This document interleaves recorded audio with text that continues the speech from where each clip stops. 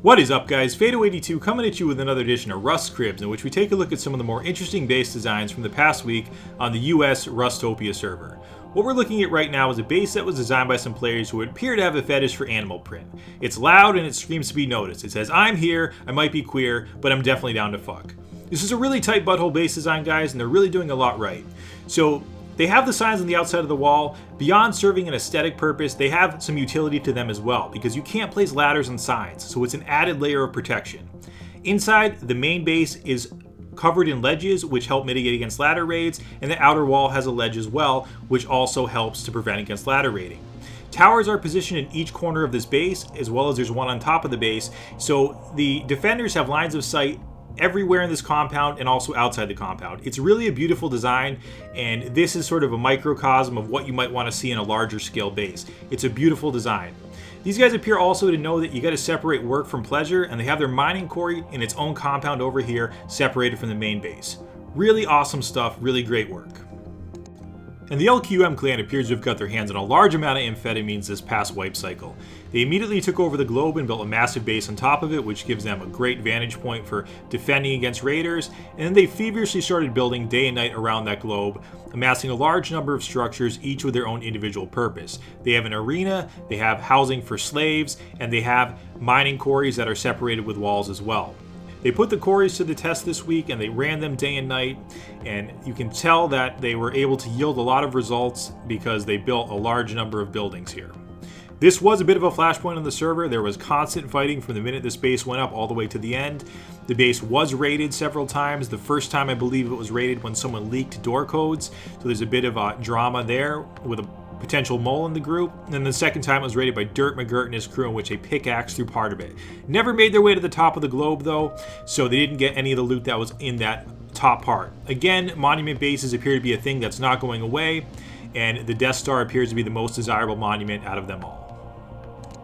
And speaking of Dirt McGirt, let's go ahead and take a look at his base. So Dirt and his crew got a little bit greedy this time on the US Rustopia server, and they decided they wanted all the radiation for themselves. So they worked quickly to wall off one of the main rad towns, and then also to put their main compound inside that radius as well. Quite a bold move, and as you can imagine, this turned into a bit of a hot point on the server as well. You can see that inside the compound, their mining quarries are in there as well, so they built a big enough radius so that they could place their base next to those quarries. And then the main base that's in here is a new design, designed by Tim Nagat, who is Dirt's right-hand man and his main builder. And he wanted to build a base that was more discreet, but that also mitigated against ladder raiding. So it's a little more aesthetically pleasing, doesn't have the huge ledges that jut out too much, and looks a little bit nicer. The main wall on the outside has the ledges, which do help to mitigate against the ladders, so the wall wasn't able to be breached too easily, although it was raided on a number of occasions. Some were unsuccessful, but one of the raids was actually successful, I believe. You can see the quarries are doing their job there, and they also ran them day and night in an effort to build this compound. Taking a look back out, you can really sort of see the footprint of this base. So, Dirt and his crew definitely worked tirelessly to build this wall. It might not look like a lot, but it's quite a lot of effort to get that to line up and to have the resources to put it together. It's always a bold move to fuck with a rad town on a server, especially a big server like US Rustopia, so they definitely bit off quite a lot with this base, but it's a cool design and a bold move.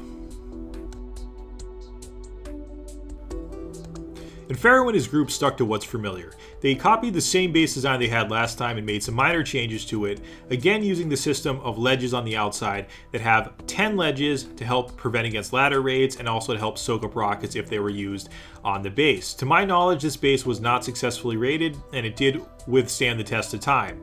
It was effective this wipe cycle and also the last one on the Rustopia server, so it's a design that you guys want to take note of. Again, this is a new type of design that we've been seeing pop up in the wake of ladders, and this one is one that's made in a manner that makes it look a little more aesthetically pleasing than the square designs that have the ledges. I like the way it looks, and it appears to be very functional as well. So good job, guys. Keep it up. Rock bases are alive and well. You don't see too many of them anymore in the wake of ladders, but they still do exist, and they've adapted their building strategies to help manage ladders. So you'll see rock bases that are designed in a manner similar to this, where they have the outer ledges to help mitigate against those ladders that are going up. I like this one here because it houses off an inner compound and uses the natural formation of the rocks to make an inner area that is housing that quarry. Not terribly hard to raid, but I like how they're integrating the landscape into the base design. Riot, Tobias, and the YPB crew decided to jump in and get wet this time on the US Rustopia server, and they built a smaller base than they're usually known for. They built a small-scale water base in the winter biome that really maximizes the building potential and uses a minimum amount of resources to build a very secure and hard-to-raid base. If you're going to build a water base, guys, think about doing it in the winter biome because you have the added benefit of that harsh climate that the raiders have to worry about, and the water over here is a bit colder than it gets in the other climates. And we're taking a look here at an example of some players who invested quite a bit of resources into building spike barricades. Maybe you can say they're a bit paranoid, but with base building in Rust, I think you can never be too paranoid. So they put their resources into spike walls, and it ultimately paid off. Anytime you can put barriers between yourself and raiders, it's going to be very effective. Spike walls make raiders bleed, they make them die, so they're a very effective method, and if you can put some resources into them and make them, it's going to be a good thing.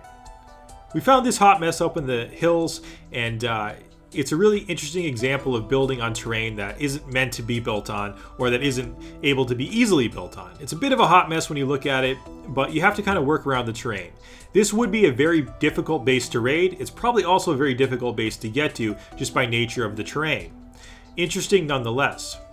So guys, I just wanted to say that this past wipe cycle on Rustopia, we didn't see the type of raids we saw before, and that's kind of on all servers at this point in time. Due to the changes to the building mechanics in the game, the values of the building materials now, and the strength of the walls, raiding is a little bit less frequent than it used to be. It still happens, but it's more in the nature of offline raids, which isn't too cool, and we certainly don't like those. Anyways, guys, I hope you enjoyed this video. If you want to see more Rust cribs, let me know. Fado82, peace.